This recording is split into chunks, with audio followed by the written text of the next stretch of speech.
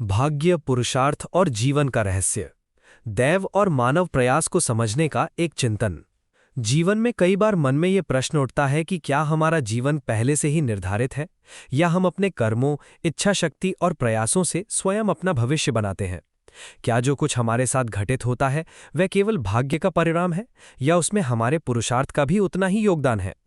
इन्हीं प्रश्नों को समझने का प्रयास करते समय कुछ श्लोक मेरे सामने आए, जिन्होंने इस विषय को देखने का दृष्टिकोण कुछ और गहरा कर दिया। ये श्लोक भगवद गीता और वाल्मीकि रामायण से संबंधित है। इन्हें यहाँ केवल समझ और चिंतन के उद्देश्य से साझा कर रहा हूँ। भगवद गीता में भगवान श्री कृष्ण कहते हैं, अधिष्ठानम तथा कर्ता करणम च पृथक विधम विविधाश्च पृथक चेष्टा दैवम चैवात्र पंचमम। इस श्लोक में भगवान श्री कृष्ण अर्जुन को ये समझा रहे हैं कि कोई भी कार्य अकेले किसी एक व्यक्ति, शक्ति या कारण से संपन्न नहीं होता। किसी भी कार्य के पीछे 5 मुख्य आधार कार्य करते हैं। सामान्यतः मनुष्य ये मान लेता है कि मैंने किया, मेरे प्रयास से हुआ, परंतु श्री कृष्ण इस अहंकार को तोड़ते हुए बताते हैं कि हर कार्य अनेक कारणों के संयुक्त प्रभाव से घटित होता है। यही इस श्लोक की सबसे गहरी शिक्षा है। पहला कारण है अधिष्ठान। यहाँ अधिष्ठान का अर्थ है शरीर, परिस्थितियां और वो आधार जिसके माध्यम से कर्म होता है। किसी भी कार्य के लिए एक क्षेत्र या मंच आवश्यक होता है। शरीर उसी मंच की तरह है। यदि शरीर स्वस्थ ना हो, परिस्थितियां अनुकूल ना हो या जीवन में आवश्यक अवसर ना मिले, तो केवल इच्छा से ही कार्य सिद्ध नहीं हो सकता। इसलिए श्री कृष्ण बताते हैं कि शरीर और परिस्थितियां भी कर्म के महत्वपूर्ण आधार हैं। दूसरा कारण है कर्ता। ये वो जीव या अहम भाव है जो स्वयं को कर्म करने वाला मानता है। मनुष्य के भीतर इच्छा, संकल्प, निर्णय और कर्म करने की प्रेरणा उत्पन्न होती है। यही मैं कर रहा हूं की भावना कर्ता कहलाती है। परंतु गीता ये भी संकेत देती है कि ये कर्तापन पूर्ण सत्य नहीं है, क्योंकि मनुष्य अकेला और पूर्ण स्वतंत्र होकर कार्य नहीं करता। वह प्रकृति, संस्कारों और परिस्थितियों से भी प्रभावित होता है। फिर भी कर्म की शुरुआत इसी संकल्प और इच्छा से होती है। तीसरा कारण है करणम, अर्थात साधन। हमारी 5 ज्ञानेंद्रियां, 5 कर्मेंद्रियां और मन, ये सभी उपकरण हैं जिनके माध्यम से हम संसार में कार्य करते हैं। देखने के लिए आंखें, सुनने के लिए कान, सोचने के लिए मन, बोलने के लिए वाणी, चलने के लिए पैर, ये सब कर्म के साधन हैं। यदि साधन उचित ना हो तो मनुष्य की क्षमता सीमित हो जाती है। इसलिए केवल इच्छा पर्याप्त नहीं, उसके लिए उपयुक्त साधनों की भी आवश्यकता है। चौथा कारण है पृथक चेष्टा, अर्थात विभिन्न प्रकार के प्रयास। केवल शरीर, इच्छा और साधन होने से ही कार्य पूर्ण नहीं हो जाता। उसके लिए निरंतर प्रयत्न, अभ्यास, संघर्ष और कर्म आवश्यक है। यही पुरुषार्थ है। भारतीय दर्शन कभी भी निष्क्रियता का समर्थन नहीं करता। गीता में स्वयं श्री कृष्ण अर्जुन को युद्ध भूमि से भागने नहीं, बल्कि अपने धर्म और कर्तव्य का पालन करने की प्रेरणा देते हैं। इसका अर्थ ये है कि प्रयास मानव जीवन का अनिवार्य अंग है। पांचवा और सबसे सूक्ष्म कारण है दैव। यही वो तत्व है जो इस श्लोक को अत्यंत गहरा बना देता है।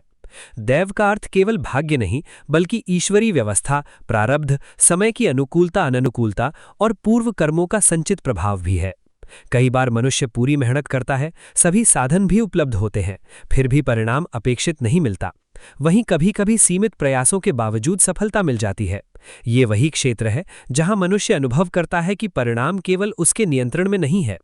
भारतीय दर्शन में दैव को अंधविश्वास या निष्क्रिय भाग्यवाद के रूप में नहीं देखा गया, बल्कि उस अदृश्य व्यवस्था के रूप में समझा गया जो कर्मों के फल को दिशा देती है।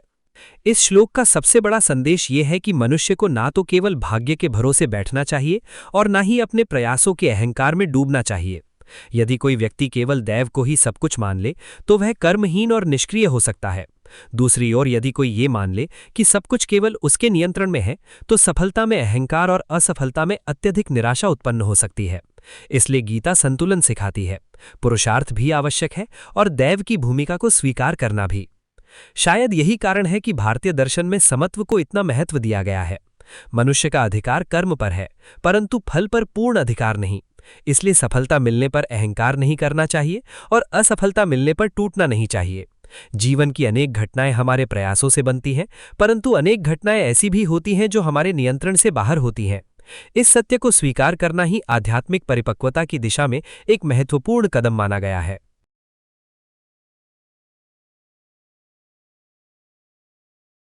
इसी प्रकार वाल्मीकि रामायण में भगवान श्री राम लक्ष्मण को दैव के विषय में समझाते हुए कहते हैं, कश्चैव दैवेन सौमित्रे योद्धुम उत्साहते पुमान अर्थात, हे लक्ष्मण, ऐसा कौन मनुष्य है जो दैव से युद्ध करने का साहस कर सकता है। आगे श्री राम कहते हैं कि सुख दुख, लाभ हानि, भय क्रोध, उत्पत्ति और विनाश, ये सब दैव के अधीन प्रतीत होते हैं।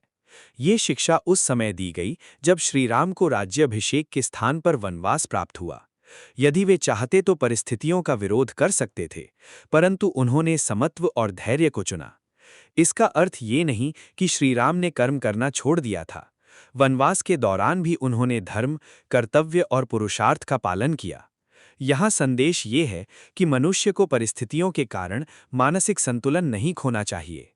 इन दोनों ग्रंथों को साथ रखकर देखने पर ऐसा प्रतीत होता है कि भारतीय आध्यात्मिक दृष्टिकोण न तो पूर्ण नियतिवाद को स्वीकार करता है और न ही पूर्ण स्वतंत्र इच्छा को। यदि सब कुछ पहले से ही निश्चित होता तो कर्म, धर्म, तपस्या और पुरुषार्थ का कोई अर्थ नहीं रह जाता। और यदि सब कुछ केवल मनुष्य के नियंत्रण में होता तो जीवन में अनगिनत अप्रत्याशित घटनाओं को समझना कठिन हो जाता। इसलिए हमारे शास्त्र एक मध्यम मार्ग प्रस्तुत करते हैं। मनुष्य कर्म करने के लिए स्वतंत्र है, परंतु फल अनेक अदृश्य कारणों के संयुक्त प्रभाव से प्राप्त होता है।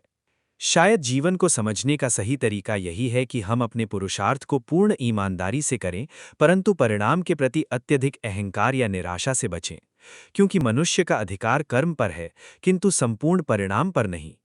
यही कारण है कि भारतीय दर्शन में समत्व को इतना महत्व दिया गया है। सफलता आए तो अहंकार ना हो, असफलता आए तो मन टूटे नहीं। दोनों ही स्थितियों में संतुलन बनाए रखना ही आध्यात्मिक परिपक्वता का संकेत माना गया है। इन श्लोकों को पढ़ते समय मुझे ऐसा लगा कि शायद भाग्य और पुरुषार्थ विरोधी नहीं, बल्कि एक ही व्यवस्था के दो पक्ष हैं।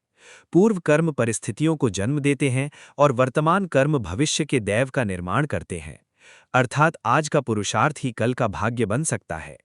इसलिए मनुष्य को न तो केवल भाग्य के भरोसे निष्क्रिय बैठना चाहिए और न ही अपने प्रयासों के अहंकार में ये मान लेना चाहिए कि सब कुछ उसी के नियंत्रण में है। जीवन शायद इन्हीं दोनों के बीच का संतुलन है।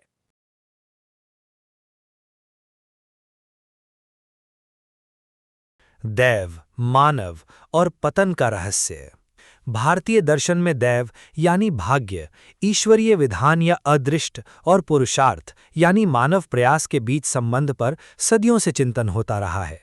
मनुष्य अपने जीवन को नियंत्रित करने का प्रयास करता है, नियमों का पालन करता है, तप करता है, साधना करता है, किंतु अनेक बार जीवन में ऐसी घटनाएं घटित हो जाती हैं जो उसके समस्त प्रयासों को चुनौती देती प्रतीत होती हैं। महर्षियों ने इस गूढ़ विषय को अनेक शास्त्रों और ग्रंथों में स्पष्ट किया है। इसी संदर्भ में दो महत्वपूर्ण श्लोक अत्यंत गहरी दार्शनिक दृष्टि प्रदान करते हैं। ये श्लोक बताते हैं कि दैव किस प्रकार कभी-कभी मनुष्य की बुद्धि, संकल्प और व्यवहार को भी प्रभावित कर देता है। पहला श्लोक, ऋषयो अप्यो उग्र तपसो दैवेन अधिप्रचोदिताः उत्सृज्य नियमान स्वान काम मन्युम प्रपद्यन्ते। श्लोक का भावार्थ और दार्शनिक विवेचन। ये श्लोक मानव जीवन की एक अत्यंत गहरी और यथार्थ स्थिति को प्रकट करता है। सामान्यतः ये माना जाता है कि जो व्यक्ति तपस्वी है, संयमी है, जिसने इंद्रियों को जीत लिया है, वे कभी पतित नहीं हो सकता। परंतु शास्त्र यहाँ एक सूक्ष्म सत्य बताते हैं कि केवल व्यक्तिगत प्रयास ही पर्याप्त नहीं होते, दैव का भी एक रहस्यमयी प्रभाव होता है। श्लोक कहता है कि कभी-कभी अत्यंत उच्च कोटि के ऋषि और तपस्वी भी ऐसे कर्म कर बैठते हैं जो उनके स्वभाव और आदर्शों के विपरीत होते हैं। वे अपने नियमों को छोड़ देते हैं और काम, क्रोध, मोह जैसी वृत्तियों के अधीन हो जाते हैं। इसका उद्देश्य ये दिखाना नहीं है कि मनुष्य चाहे कितना भी महान क्यों न हो, उसे सदैव विनम्र रहना चाहिए और ये समझना चाहिए कि जीवन में कुछ शक्तियां ऐसी भी हैं जो केवल बुद्धि या प्रयास से नियंत्रित नहीं होती। ये श्लोक मानव की सीमाओं तथा दैव की गहनता को प्रकट करता है। दूसरा श्लोक, असंकल्पितमेव यह यद अकस्मात् प्रवर्तते निवार्य हंस चैत नु दैवस्य कर्म तत्। अर्थ, जो घटनाएं बिना किसी योजना के अचानक घटित हो जाती हैं और जिन्हें बहुत प्रयास करने पर भी रोका नहीं जा सकता, वे दैव का कार्य मानी जाती हैं। दार्शनिक दृष्टि। ये श्लोक जीवन की अनिश्चितता और दैव के रहस्य को समझाता है। मनुष्य योजनाएं बनाता है, सावधानी रखता है, भविष्य को नियंत्रित करने का प्रयास करता है, लेकिन कई घटनाएं ऐसी होती हैं जो अप्रत्याशित रूप से सामने आती हैं। कभी अचानक लाभ होता है, कभी अचानक हानि, कभी बिना सोचे जीवन की दिशा बदल जाती है। शास्त्र कहते हैं कि जब कोई घटना अकस्मात घटे और सभी प्रयासों के बाद भी उसे रोका नहीं जा सके, तब उसमें दैव की भूमिका समझनी चाहिए। इसका आशय भाग्यवाद सिखाना नहीं है, बल्कि ये बताना है कि जीवन केवल मानव नियंत्रण से संचालित नहीं होता। भारतीय दर्शन का संतुलित दृष्टिकोण ये है कि मनुष्य को पुरुषार्थ अवश्य करना चाहिए, परंतु साथ ही ये भी स्वीकार करना चाहिए कि अंतिम परिणाम अनेक अदृश्य कारणों से निर्मित होता है। निष्कर्ष: इन दोनों श्लोकों का सार ये है कि मानव जीवन में पुरुषार्थ और दैव दोनों की भूमिका है। मनुष्य को प्रयास, तप, अनुशासन और धर्म का पालन करना चाहिए, परंतु साथ ही ये भी समझना चाहिए कि जीवन में कुछ घटनाएं ऐसी होती हैं जो उसकी सीमित बुद्धि और नियंत्रण से परे होती हैं। यही समझ मनुष्य में विनम्रता, धैर्य और आध्यात्मिक दृष्टि उत्पन्न करती है।